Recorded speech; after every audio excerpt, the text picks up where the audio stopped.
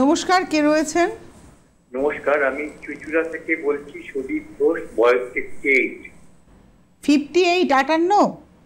হ্যাঁ 68, 68 বলুন। আচ্ছা, নমস্কার দাদা ভাই। হ্যাঁ নমস্কার।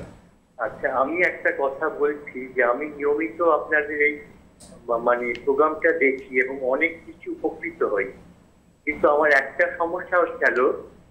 বলে চলুন। হ্যালো, আপনি তো রেগুলার এক একটা বিষয় নিয়ে বলেন এবং সেইগুলো যদি আমরা কোনো পুঁথির আকারে পাই, কোনো বইয়ের আকারে যদি পাই, সেই বিষয়ে আমাদের সকলের খুব বেশি উপকৃত হবে এবং আমরা সমৃদ্ধ হতে পারবো। জানি এডুকেশন ছাড়া কিচ্ছু হয় না।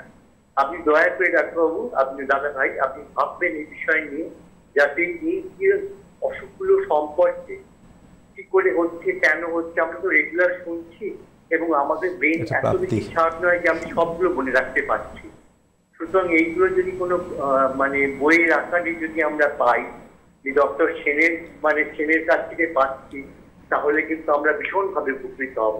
আমি জানি না আমি ঠিক বলতে পারলাম কি। একদম একদম। এনে আপনি যেটা বললেন সুদীপ বাবু, সেটা শুধু বলা নয়, এটা ওনাকে পুরস্কৃত করা, এটাকে ওনাকে সম্মানটা আমরা তো অনেকভাবে দেখাই, আপনি অসাধারণভাবে সম্মানটা প্রদর্শন করলেন। একজন মানুষ তার দীর্ঘ একটা যে পড়াশুনো, সেই পড়াশুনোর তো বহিঃপ্রকাশ ঘটান এই চেয়ারটায় বসে, যে উনি সত্যি কথা আমাদেরকে অ্যাওয়ার করেন, আমাদের সচেতন করেন, এবং আপনি চাইছেন সেটাকে আপনি পুস্তক আকারে বাড়িতে রাখতে, যাতে আপনার পরবর্তী প্রজন্ম, তারপরের প্রজন্মও যেন সচেতন থাকতে পারে। এবং শিক্ষা ছাড়া তো কিছু হবে না। কিচ্ছু হয় না। যদি আমরা শিক্ষা এডুকেশনের মাধ্যমে নিতে পারি, ভীষণভাবে উপকৃত হব। একদম একদম। এটা একটু মনে রাখবেন, আমরা কিন্তু অনেক আশায় রইলাম।